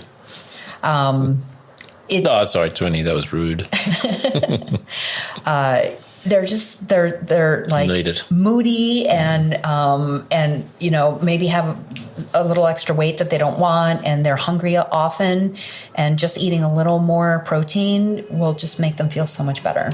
And also there's that the biochemistry, the gut flora and dare I say fauna that is sending messages essentially to as their populations increase, they want more of that food, and there's like this amazing interchange and it's. I was again referencing Cherie Gooding the other day, and it was almost like parasitic. There's this that's going, give me more bread, give me more pasta, give me more. Yeah. It's this sort of I can't think what the word she used. It's like this appetite regulation. So I'm so fascinated by this idea of appetite regulation and all the hormones that get kind of whacked out when we overconsume processed foods, because there's really smart people making sure you can't eat just one of these chips or whatever it is. So that's why when you eliminate that kind of stuff, where there was like a person that was like making this beautiful flavor combination, especially fat and carbohydrate together, and then you add a little salt or sugar to that. If you just kind of get rid of all that and just stick with meat and vegetables, it's really hard to go crazy on broccoli and steak or chicken and lettuce. I'm happy to try. But it's also, as Drew was saying, you just don't put it in the shopping trolley. You just don't go in the middle of the supermarket. You do the outside. And if you're still having dairy, generally that's where they are on one side, then there's the fruit and veg on the other, and then at the back there's the meat. It's like, don't go in the middle. Let's get the toilet paper maybe, but that's about all you go in the middle there for. Yeah, so for anyone listening, you could just try it for 30 days. What's the worst thing? You go 30 days. Have you got a program that they can get onto? Can I plug that? I didn't even think to do that. That's how horrible I am at marketing myself. I have a course called Sustainivore. Sustainivore? I didn't even know that. Sustainivore. I bought sustainivore.com. Get out of here. That's awesome. So what? Oh, so sustainable.com. Okay, yeah. Cool. So they could read my book, Sacred Cow, and in the back of it I have a little diet challenge in there. Or they could take my course, Sustainivore, which is at sustainivore.com. And I walk them through what to eat, and then I explain why. And I go through regenerative agriculture and ethics and all of it in the course. So it's 9 or 10 modules long, and it's really awesome. And I teach people how to track their food intake and their nutrient intake. Like they can find out how much iron they're eating. Really cool. You've just given me an idea. It's building on an idea I've already got. Thank you for that. I'll tell you what that idea is offline when no one's listening. Okay. Tell me, I'm going back to the food thing. Because we were chatting away when I was setting up for the second time this afternoon, for me, and I've said it before, that things, everything in life comes back to food, farming, environment, and human health. It all sort of intertwines, and that's kind of the pillars that I talk about. Where the hell does crickets fit in there? Oh, I don't love it. I've seen cricket production. Have you ever seen like images of cricket? I've seen the dried ones. Okay, but like, have you seen how they live? No. They're like these little cardboard, horrible housing complexes. Right. And It's like tiered feedlotting for crickets or something. Yeah. It's not like they're free range, just hopping around in the grass. Fed what? What do they feed? Probably monocrop grain, right? Or industrial waste. I don't know. But I think they could have a place, like insects can have a place maybe in, chicken feed, in monogastric feed, chickens and pigs, because what they're eating is pretty awful. Like, even feedlot beef is 1,000,000 times better than regular industrially produced chicken or pork. Those are the worst. What are they feeding them? So largely soy and corn. These animals live 100% of GMO. A lot of it's GMO nowadays, isn't it? Yeah. They're 100% indoors their whole lives. And chickens, those chickens, if you don't slaughter them by 5 weeks, they're going to die of a heart attack anyway. They're so big. They're so awful. So at least with cattle, if they're finished on a feedlot, a lot of people don't know that they spend the majority of their life is outdoors. And even when they're on a feedlot, they're upcycling, like their whole diet is not just corn. They're upcycling crop residue and other kind of food waste that we can't eat, or other animals may not. Right. Eat. Yeah. Right. So, we can improve all that. We can improve feedlot conditions. We can, and not all feedlots are evil. I've been to some like pretty cool feedlots actually, where the animals are fine. They're walking around. They're outside. That is not the case with chicken or pork. And red meat is more nutritious actually than chicken and pork. I read something, some years ago, but that pork fat. And I'm thinking about good pork fat, so not one that's full of toxins and God knows what else, but that pork fat is, and I'm going to use the word better, and it's a bit vague, is kind of more, more nutritious is probably not the right word either, than say beef fat or lamb fat. I don't know. I can't remember quite what the logic was there. Is that something you've heard before? I know that there's benefits to pork fat. It's good with steak when you cook it with steak. Yeah, I'm not afraid of fat, but I also don't like put loads of it on my food because it is also like a great way to just increase your calories. And a lot of people are gonna like freak out when I say this, but at the end of the day, I don't want to eat a lot of extra calories because that's going to make me gain weight. And so I stick to just like a nice piece of usually red meat or fish and some veggies, and that's pretty much what I stick to. Keep it simple. I just want to go back to the ethics there before. Yes. There's a wonderful book by an author called Matt Evans, and he's in Tasmania, and he was a food critic. He's a chef, lovely guy. I've interviewed him briefly last year, and he's written a book called On Eating Meat. Mm-hmm. Have you read it? Mm-mm. Was I going to send that? I was going to send that to you. Oh. You know what? If I went back through my Instagram feed, I reckon I was going to send that to you. How rude that I didn't. Anyway, I'm going to make sure you get a copy. Okay. He might, would he be here? No, he wouldn't be. And it's fascinating. He's very diplomatically, maybe it's the right word to use, but methodically stepped through the whole thing. Ethical, environmental, nutritional, the whole thing. Fascinating. And he's a farmer. He's got fat pig farmers. He's farm down in Tassie. Okay. He's all about eating meat and doing it ethically. And one of the most salient points I read in that book was if it's about suffering, right? So ethics is around about suffering, the animals are slaughtered and blah, blah, blah. then isn't it about the sort of the quantum of suffering? If we can reduce the amount of suffering in the world, per animal kind of thing, because it's like, as people say, what's more sentient, or what's what should we be more worried about, a fluffy cow or a fluffy cat? Oh yeah. That whole thing, or the bunny. Oh, it's okay, but.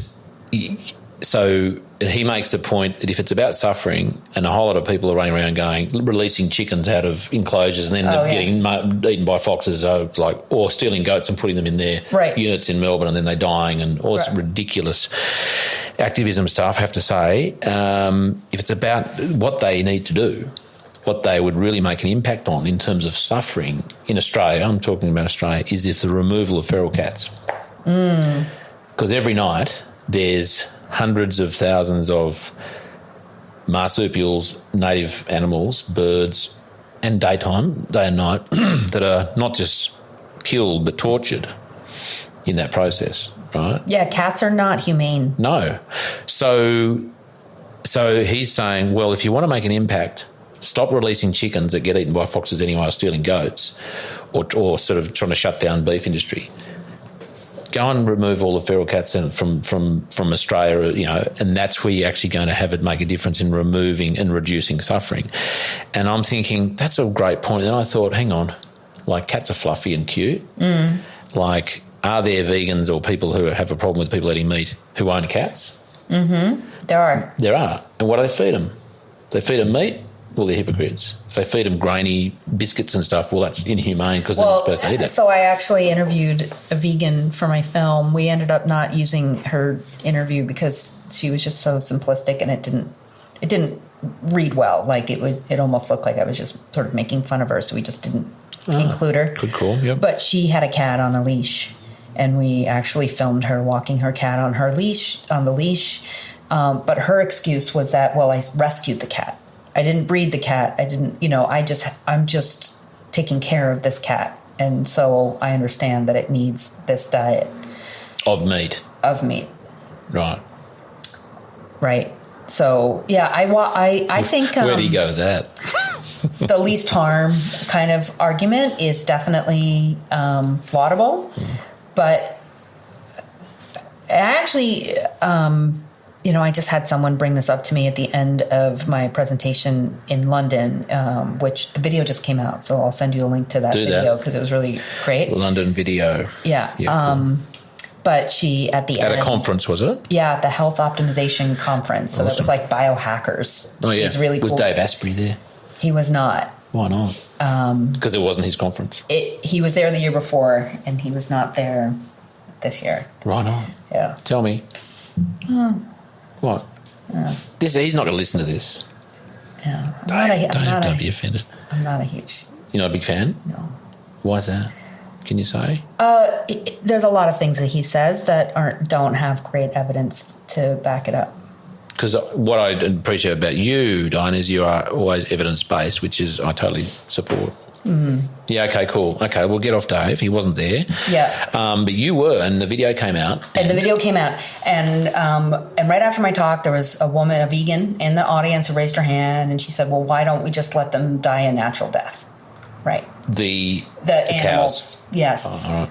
And I asked her if she had ever seen National Geographic, because natural death is not a beautiful close your eyes situation. Die in a paddock of daisies.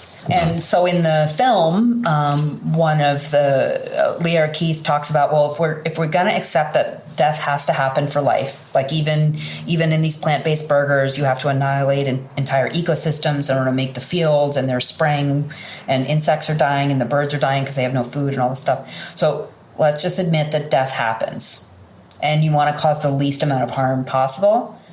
Then the death that happens for you to live should be the death that increases life. Which means the only truly sustainable, regenerative, ethical, least harm diet is one where you're consuming large herbivores that were raised in a regenerative way.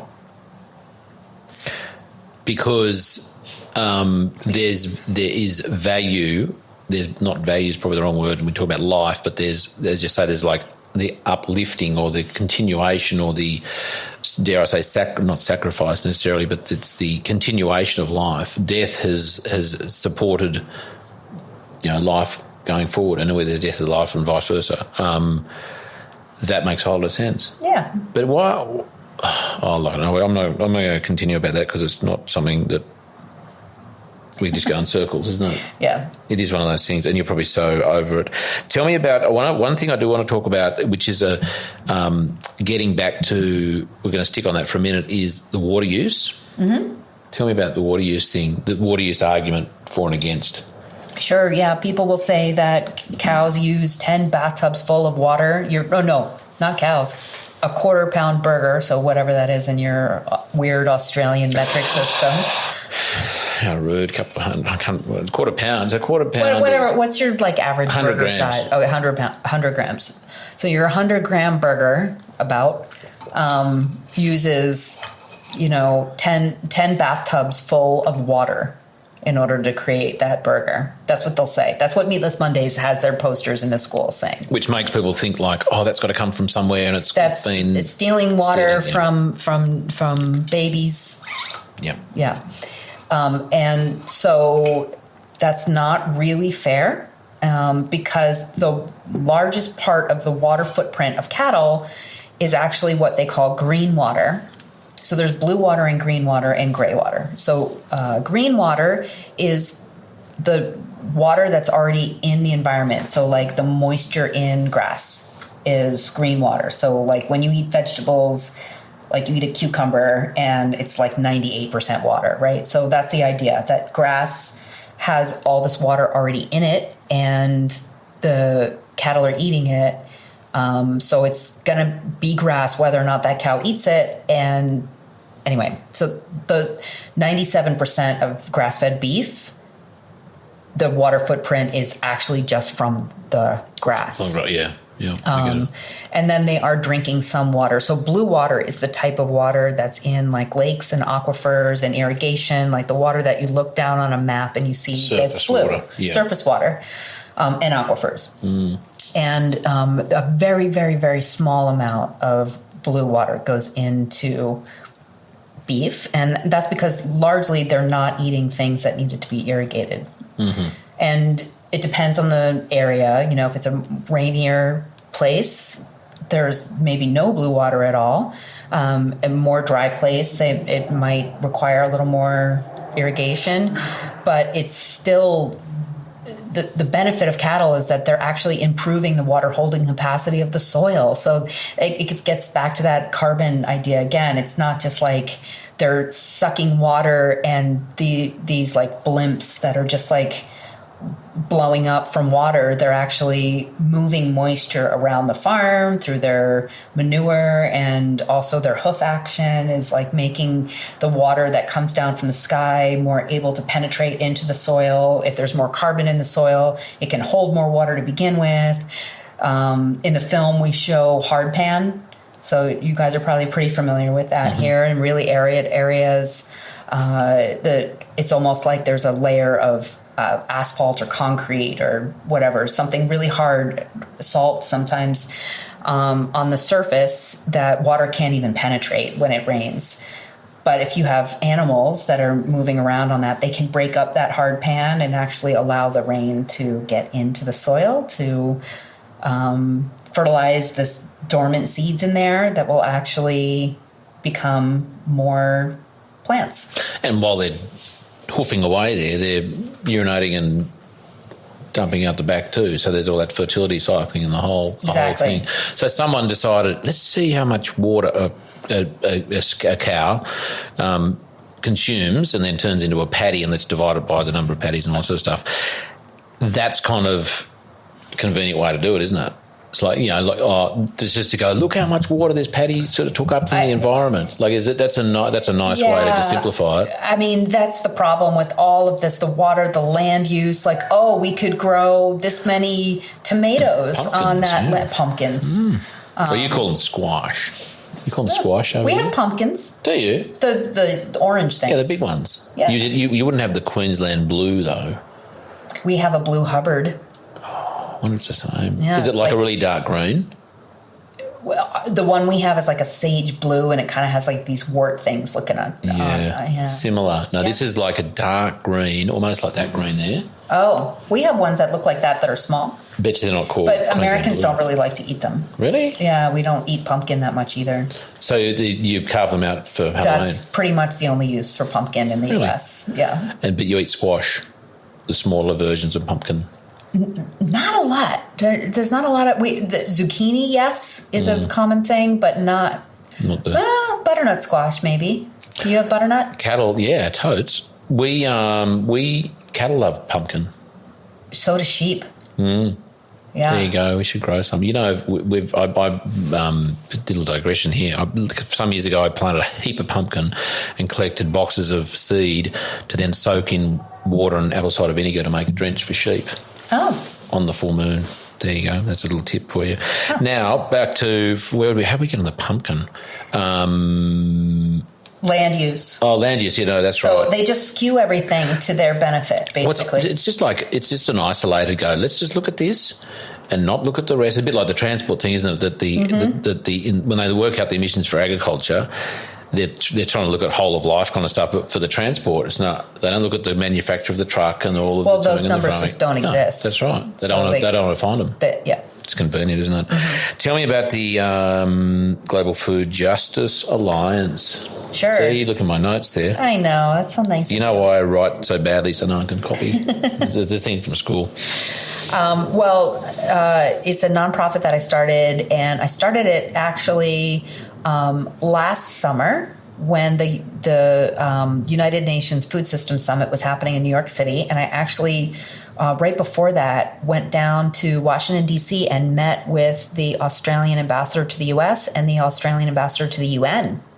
Who? I went to the embassy. When was this? This was last summer. Hang on. So that was 12 months ago. Yeah. Yeah, last thing. Yeah, cool. Where was it in the New York? In D.C. at the Australian embassy there. Oh, cool. Yeah, it was really cool. And General Patton used to live in that embassy. So anyway, it was really, really cool. Home. We had dinner there, and I was just talking to them about how to sort of defend meat and giving them all the different angles, because the Secretary General of the United Nations has adopted the Eat Lancet diet as his baby project. So that's his thing. Was he there? Did you say he was there? No. The Secretary General of the United Nations was hosting a meeting in New York City. Yeah. And your ambassador to the UN was going to go to that. Mm. And I went down to give him some pointers. Get some update. Yeah, right. He was going to go toe to toe, was he? I hope so. How'd you go? Did he? It went well. I think that the meat argument, now with the war in Ukraine, no one's going to be... I think the whole argument against meat for its carbon emissions is really... People are just going to start focusing on, oh my gosh, we have to make some food. And a lot of this kind of privileged talk about emissions and carbon footprints is going to go away. Becomes irrelevant a bit. And we just need to stop food riots, which are already starting to happen in places like Ghana.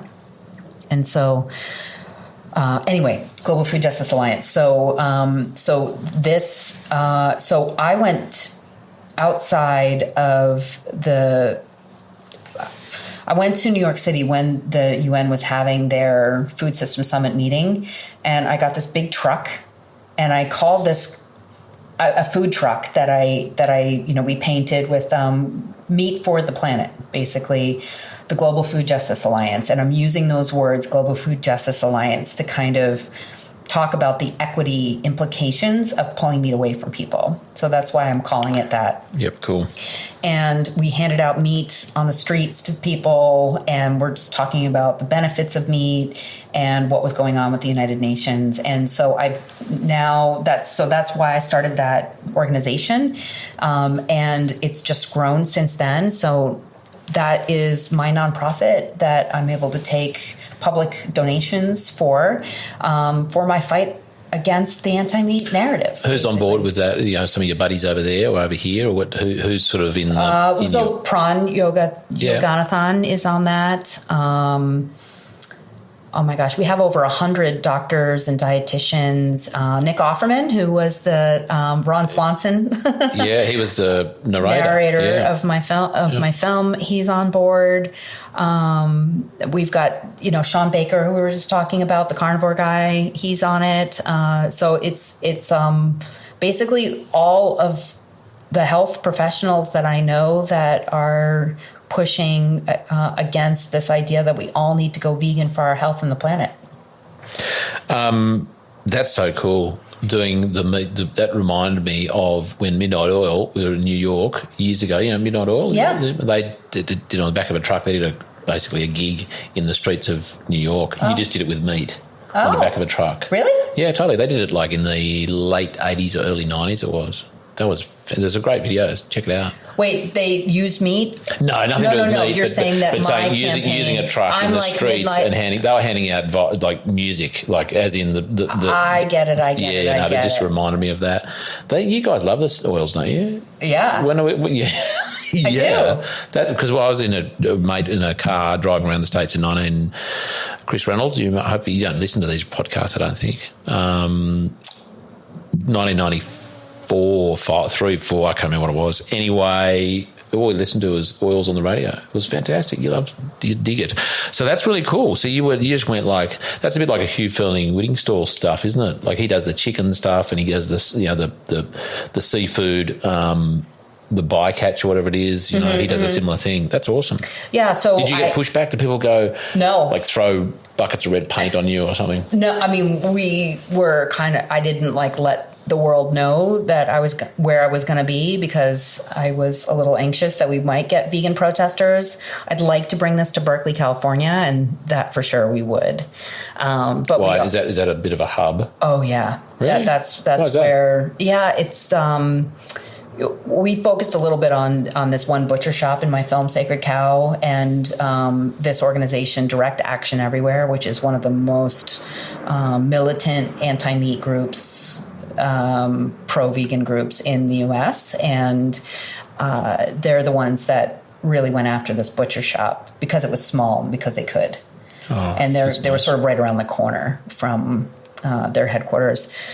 But anyhow, so we, with Global Food Justice, we have a website, we have a toolkit for schools and for cities that are going vegan, and that's really happening in the U.S. And we also just have all the information out there on why it's healthy, good for the environment, and important for food equity. So that's the real angle that I'm pushing with that. We're going to put that link in the show notes. I think that's fantastic. Now, one other thing, intellectual property, food, trying to kind of, I don't know, what are they trying to do? They're just trying to stop people from eating this because they want them to eat that, whether it's about the crickets or the Impossible Burger, isn't it? Is that what's happening in the States? We haven't seen a whole lot of it over here, I don't think, but like basically coveting food. And wanting to own the entire process of it. So Bill Gates is the largest landowner in the U.S. I was hoping he was going to come up. And Gatesy, we call him over here. Oh, yeah? No, we don't. We just call him a tool. I do. Sorry, not everyone. He's pretty anti-meat. He if he had his way, along with Beyond Meat and Impossible Foods, they would end all livestock production and have us all eating biological goo, basically. Frankenfood. And George Monbiot would love that too. So I was just in the UK and he's real big over there. He thinks that we all need to be eating biological goo as well and that livestock farmers should stop all production. And a lot of this is about owning the intellectual property and the corporatization of food. And again, we get into this like huge sort of food sovereignty ethical dilemma with all of this. I think that we need more regional food economies and less centralization. And we're seeing that. I mean, even during COVID in the U.S., we had some really big holes in the meat supply because, we only have about 4 companies that control the majority of our meat in the U.S., and we had some huge problems with that. So I don't know why, just from a food security perspective, governments aren't trying to push more regional food economies. But why would they do that? They wouldn't. There's no they're not motivated, because as soon as if they're localised food systems, then there's sovereignty. They don't want that stuff. They want sovereignty. Are you mad? And then you have strong rural economies that are less reliant on big box everything. Totally. They're never going to do it, are they? In Australia, they're sort of rolling out smart cities with a whole lot of... I mean, I'm not diving into the conspiracy world here. That's just a thing with 5G and kind of social credit scores and cashless societies, and I mean that's a whole rabbit warren we don't need to go down. But it's really all of this stuff for me is kind of interrelated. Putting aside the people who are sort of front and centre individuals in this, there's a whole lot of. It feels like a whole lot of. I mean, the whole COVID thing for the last couple of years, that in itself has been a bit of a shit fight, really. And, I think there's similar agendas going on with food, with health, probably the same people. I mean, Mr. Gates is clearly behind food and... Right. Sorry, isn't it Dr. Gates? Isn't he like a... Well, the scary thing is about all this is politicians only have to think 4 years ahead. Totally. But Google can think 50, 100 years ahead. Tesla can think that far ahead as well. So it's like, but it's a little bit like collectivism, right? It's get people off the land and control their food, and then you can control them. Control their bank accounts by only having one credit card. You don't pay your fine when you're parking down the street. Then you can't go to the supermarket because it gets cancelled. I mean, the thing goes on and on and on. It's fascinatingly scary. Yes, it is.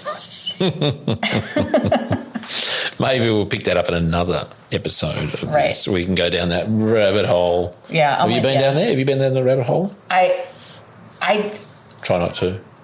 Yeah, you know what? I don't watch a lot of news or TV. I'm saturated.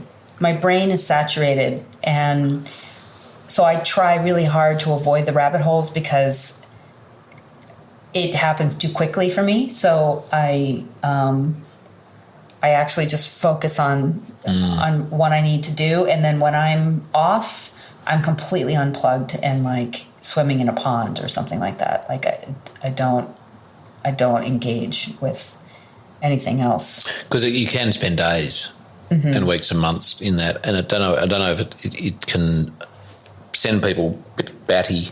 I think, and then they just don't get on with life. And there's somewhere there's a balance between being informed and potentially panicking and just being totally ignorant. There's a nice thing down the middle, I think, right? Which I'm hoping to find. I think I found it.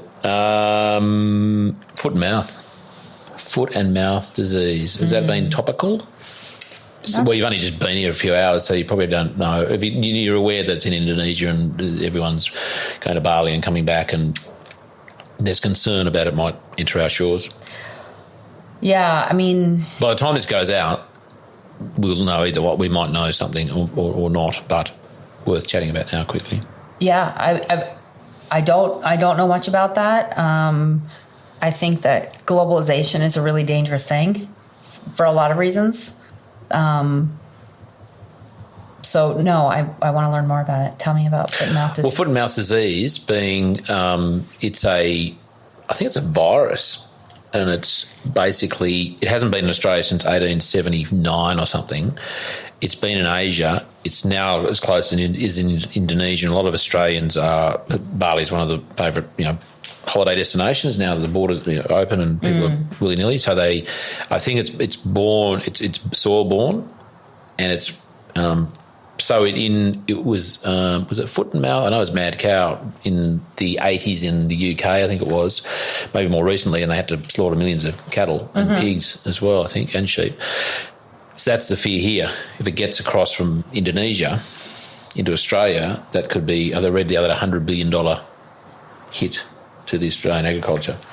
I mean, it probably will. Right? I mean, how could it not? Well, this is the thing. I mean, the government, I was saying to someone the other day, the government was happy to close down the borders of the world, you know, until we'd got jabs and all sort of stuff. So they did that willy-nilly. I'm thinking, why wouldn't they just go, okay, no one's going in and out of Bali for, let's just say, a couple of months. Just you know, precautionary approach, not unreasonable given they were happy to shut their world down, you know, last couple of years. And anyone who's still coming back, give them a good douse, wash their feet, leave them. People are saying leave your shoes in Bali. Don't go to farms, blah, blah, blah. I mean, I think some of those basic things would be sensible given there's $100 billion industry that could be turned on its head. What are your politicians? I don't know what they're doing. I haven't heard. I don't think they're doing any of that. Again, I don't watch the TV. Oh, well, I have the number for your ambassador. Maybe I could give him a call. The UN one? Your Australian ambassador to the UN? Yeah. Yeah, let's do it. Okay, Mr. Ambassador? Yep. Expect a call. Well, that's because I don't know. I haven't heard. I would have thought they would have gone, right, this is what we're going to do. Because you know what happened in the meat industry in the northern Australia, a lot of their cattle are specifically produced to be live exported to Indonesia. Did you hear about this some years ago? It was about 2010. I think it was 2010, 2009, 2011. And a film crew got into a slaughterhouse in Indonesia and videoed some slaughtering of animals, which was probably a little inhumane. Whether it was set up or not, I'm not sure. Right. That hit the Australian media, and within days, that whole industry was shut down. Cruelty to animals, ethical reasons, shut down. Like boats do not leave ports. Now, guess what happened? Hundreds of thousands of cattle up there, which were alive and eating grass, were destined for Indonesia, nowhere to go. What happened to them? What? They all died. A lot of them died. They ran out of grass. They couldn't sell them anywhere. Oh. So the whole industry was turned on its head because of some video footage of a slaughterhouse in Indonesia. They shut the whole thing down thinking, we're going to save some animals, and hundreds of thousands died from starvation in the northern Australia. That's awful. Can you believe that? Hardly, but yes. It happened. We're getting off track. Let's go to... we might wrap it up. Because you know what I do next? I do a little quick Q&A. Okay. For our Patreon members. Sure. It's getting late. I've got a bit of a way to go. You need to go and get yourself a good Australian steak. Have you eaten Australian steak in the States? I just had some for lunch today. Okay. I had a flat iron steak. Where? Nearby? Up the street. You found a nice restaurant? Oh, yeah. I mean, it wasn't like a nice restaurant, but it was awesome. It was good. It wasn't like white tablecloth or anything. No. But the steak was amazing. Was it yummy? Oh, so good. It was cooked. Oh, I'm sure perfectly. That's nothing. You just wait. You wait to come to... When next time you're out and you have to come down to our farm at Burrawa, okay? And I'll give you the best T-bones and flat irons you've ever had. No, all farmers are bang on about their own meat. Yeah. We're going to wrap it up. It's an hour and a half. Actually, it's more than that. It's an hour 45. We're going to do a quick Q&A. Okay. Then you need to go and freshen up and go and get another steak down the road. I bought some, actually. I've got some here. You got to cook them up. I bought lamb and steak. Good for you. Got some ribeyes and some lamb chops. Diana, that was wonderful. For anyone who wants to hear the Q&A, you just have to jump on and become a Patreon member. It's only $10 a month, and you get a weekly video from me. You get transcripts of all our episodes, and you get a monthly webinar with one of our guests. And one day it just might be Diana, if I can work out the time frames. And you get a few other bonus things like that. So come on, dig into your pockets, grab your $10 a month. It's like 2 crummy coffees, and you get to listen to the Q&A that's coming up left. It won't be too long because Diana needs to go and have some lamb and lamb and beef. Yeah. And I think I just want to make sure I've got no more questions from this main part. We have covered so much ground. They can join my Patreon and support my anti-meat narrative busting energy. Awesome. And get access to ad-free podcasts on my channel. So where will they find that one? If they go to Sustainable Dish? I think so. Is it on your website? Will they get links on the Sustainavore? Yeah, go to sustainabledish.com. See, this is how awful I am. Or globalfoodjustice.org. That's that's my nonprofit. You'll be on there anyway. Yeah. Okay. Thanks, Diana. That was awesome. Yeah. Thank you. And next week on The Regenerative Journey, my guest is Dr. Pran Yoganathan. Caught up with him here at Hanamino midway through one of our biodynamics workshops, which he attended. I just love, there were truth bombs going off everywhere. He has such a wonderful understanding of the intersection between sort of food and farming and disease care and big pharma. And we had a lovely chat. Could have chatted for a few more hours under a bit of a time constraint. Maybe I'll chat with him again. But let's get through next week's episode with Dr. Pran Yoganathan on The Regenerative Journey. This podcast is produced by Rhys Jones at Jaeger Media. If you enjoyed this episode, please feel free to subscribe, share, rate and review.